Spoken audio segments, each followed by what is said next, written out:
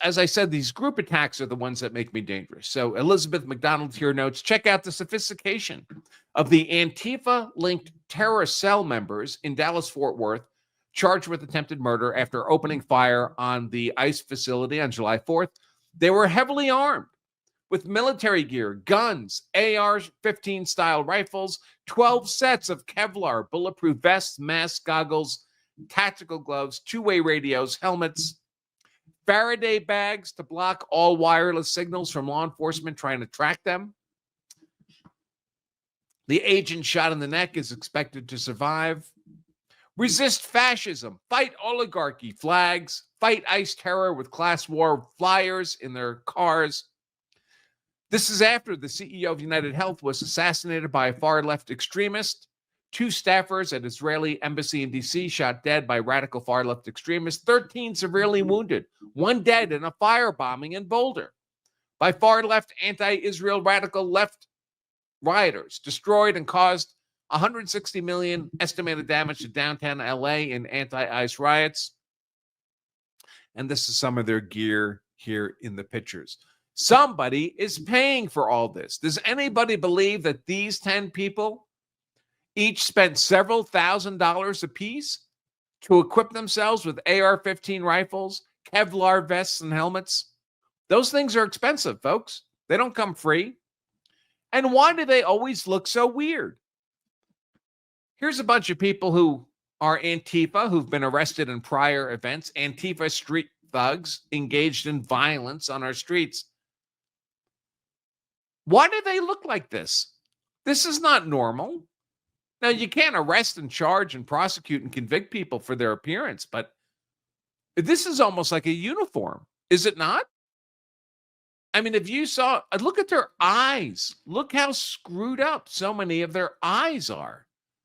And by the way, the 11th guy, who's I think is still on the run from that July 4th attack, and he's important. I'm going to circle back to him in a minute. He looks weird too.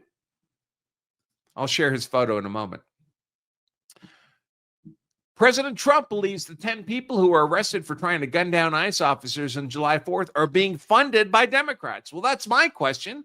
When is Antifa going to be declared a domestic terrorist organization? I mean, the Hells Angels were. The Mafia was effectively targeted as a domestic terrorist organization. Why not Antifa? And the people who are funded by our tax money to engage in this kind of support of these people. The 10 had new guns, body armor, and two-way radios. They had clothing that looks like it came out of some military shop. They don't understand if anything ever happened, they'd be the first ones to go. Yes, of course, they're risking their lives. Something's going on. We'll get to the bottom of it. Let's see what Trump has to say here. President Trump in Alvarado, Texas, a few days ago, 10 people wearing all black allegedly set off fireworks outside an ICE office to lure the officers out so they could ambush them, shoot at them. They had guns and vests and two-way radios. Do you think that this was an isolated incident, or do you think there's a national threat of a left-wing militia that is targeting ICE and CBP? Well, I think you have some very stupid people in the left who have some money that are making it available to these people, because you look at the guns they had, they were brand new. You look at even the clothing they were wearing, it looked like it just came out of some military shop. So you have some very stupid people that if anything ever happened, they'd be the first to go. They don't understand that. They'd be the first to go. They'd be the first ones hit. But there is money being put behind people when you look at the weapons they have. So where's the money coming from, President Trump? Why are those money providers not being targeted? The newness of the weapons, rifles that just came out, and they have the latest model. So there's something going on, and we'll get to the bottom of it. And what do you think the penalty should be for these people who are, if they are found guilty, for people very who stiff. Shoot at ICE officers? Very, very stiff. Very stiff. A long time in jail, a long time. And one got hit yesterday in the neck. And he fortunately is going to be okay, but he got hit yesterday in the neck. No good. No good. No good. So when are these people going to be targeted?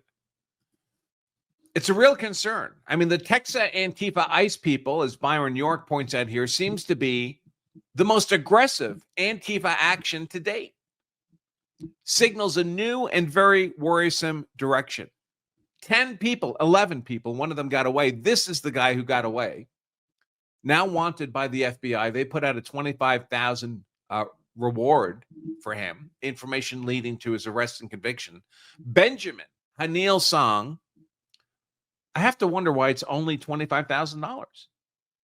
I mean, how bad do you want this guy? We're going to see they put out a reward on somebody else that was only $50,000. I mean, that was $50,000, who I think did less than this guy. This guy is actually orchestrating these groups and providing them with tactical training. Apparently, this guy's a former Marine who was discharged under other than honorable circumstances, and now he's providing tactical training to these people. Here we have the FBI offers a reward of up to $25,000 for information leading to the arrest and conviction of Benjamin Hanil Song, wanted for his alleged involvement in the July 4th attack on the Prairie Land Detention Center in Alvarado. He's part of a documented cell of armed Antifa militants in the North Texas area. He's been around for years, so he's well known to people who follow Antifa. He's currently being sued in an ongoing civil lawsuit by a group of Christians who were attacked a couple of years ago. Now, this is a video shared by Andy No, of this dude, Benjamin Song, providing firearms and militancy training to Antifa. He's considered armed and dangerous. He's accused of being part of the Antifa cell that carried out the ambush outside of Alvarado on ICE, where an officer was shot in the back of the head. And I've watched this video. It's 7 minutes long, so I'm not going to play it. But I will share my opinion on this tactical training video. Now, for context, I've never been in the military. I've never been in the police. I've never been in a gunfight. I've never been on a team. I've never been an operator. Okay? I have had the opportunity to take a lot of tactical training with guys who do that kind of work in real life. Because for many years, 15 years, maybe more, I was an adjunct instructor at the 6 Hour Academy in New Hampshire, a firearms manufacturer that has a very large training division, some for civilians, but a lot for military and police. And because I was an adjunct instructor, they would let me take any courses I wanted to there. And a lot of the courses I took were police and military courses. So I've never had to use any of this training. For me, it was, what do they call it? Entertainment. It was just fun for me. But I've been exposed to a lot of real world tactical training. What this guy's providing is kind of, I would call it elementary school tactical training, but that doesn't mean it's bad. It just means it's basic. It's basic, but it's sound. He's not teaching nonsense. He's teaching stuff that's important to know and that makes you more effective in a gunfight. Maybe not a lot more effective, but definitely more effective than if you didn't have the training. So any amount of training increases a person's capability. Sound training, of course, which this is. It's sound training. Increases a person's capability very substantially. And when you provide that training to a group of 10 other people and they all show up in Alvarado, Texas to conduct an ambush, it's a miracle that this was not simply an obliteration, a slaughter of those ICE officers, that these 10 people basically gave up. And this one dude, Benjamin Song, ran away. It's a miracle. I can assure you that if it was in my nation's interest for me to gather 9 of my friends and conduct an ambush on bad people, those bad people would be very unlikely to survive. And I'm just a small town lawyer. So this training is very concerning. Now, of course, there's lots of places that provide this kind of training for American citizens for lawful purposes. So I'm not suggesting there's anything unlawful about the training. It's how to operate a gun in a safe environment against, while working with other people. I'm not against that kind of training. It's the purpose for which the training is provided. If you're providing that training so you can defend your community, your students can defend their community in a some kind of environmental crisis. Hurricanes come through. There may be looters, that kind of stuff. This is good stuff to know. But if the training's being provided for the purpose of the overthrow of the U.S. government, that's not a good thing. That is unlawful. That is unlawful. And by the way, why does this guy look like this? Whenever I see this guy's face, aren't his eyes like too close together? It always makes me think of fetal alcohol syndrome when I see this guy's face. And that's true of a lot of these people. There's something about their facial structure that is just weird. Just weird. All right. There is, by the way, a lot of, we are kind of in the fog of war on a lot of this stuff because it's happening so quickly and so many moving pieces. And I'm not trying to attribute any malice to anybody. But this account apparently reported that 11th person, Benjamin Song, connected to the Alvarado, Texas ICE facility, has been arrested. He writes he was a former Marine reservist, has been apprehended, charged with the same crimes as the other suspects. But Andy No, who I give a lot of credibility to, says that that's not true. The person is still on the run, has not yet been arrested. That he's been arrested has been misinformation.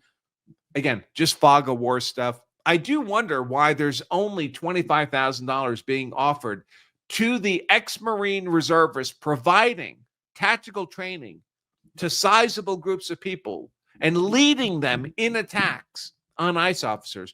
Why does that guy only get a $25,000 reward on his head when this guy gets a $50,000 reward from the same agency, the FBI? Now, this guy's a bad dude, too. He appeared to fire a pistol at federal law enforcement in Camarillo. The shooting occurred yesterday in the afternoon, and he fired at the officers, then he ran away. Okay, that's bad, and he should be arrested and prosecuted and sent to prison, probably forever. This is clearly attempted murder. But he appears to have been largely operating alone. I know there's other people with him, but it doesn't look to me like a coordinated attack. I think the individual operating alone, if he gets a $50,000 reward on his head, then the guy doing the tactical training and bringing organized groups of unlawful aggressors against ICE, that guy should be getting a $5 million reward on his head. We definitely need to send a lesson to those people. Here's another one. Police just arrested a man in Texas for allegedly intentionally chasing down an ICE vehicle and damaging it. ICE agents face a 700% increase in assaults as Democrat leadership continues to demonize them for doing their jobs and making our country safer. Now, another fight I came across was this one. And I have to confess, I think my initial take on this one was not great. My observation when I saw this video was that ICE better be careful because ICE is allowing themselves to be separated in this struggle, and they run a risk of being defeated in detail.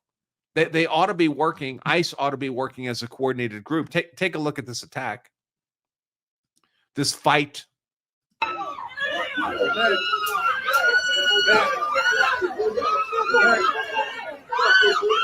See how the guys dressed like ICE officers, they're all kind of spread out amongst the aggressors. That's not a great place to be. That's very poor tactics.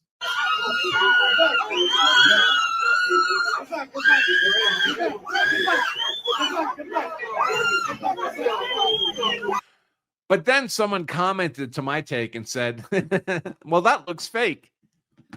And you know what? When I look at it, I have to agree. It looks fake. On second view, it looks fake as heck with the woman screaming in the background. It's almost like some director shouted, action. One guy's got a nightstick out. He's not hitting anybody with it. They are all interspersed with the aggressors, which is not sound tactics. It looks to me When I look at it for more than a half second on an airplane in flight, that this is just a fabrication. I don't know if it is or not, but I have to confess, it doesn't look very real to me. This looks real. Pink-haired protesters are ramming Mexican flags into the tires of U.S. military vehicles and smashing the flagpoles against the windows amid an immigration raid at a cannabis farm in Camarillo. That's the same place where the guy fired the shot at the officers and then ran away, got a $50,000 reward on his head. Let's take a look at this.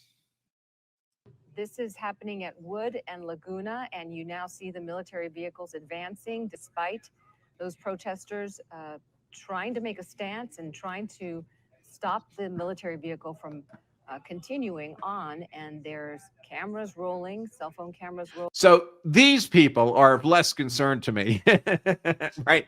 I mean, they're an organized group. They're an organized group that looks like they hit the buffet at every meal.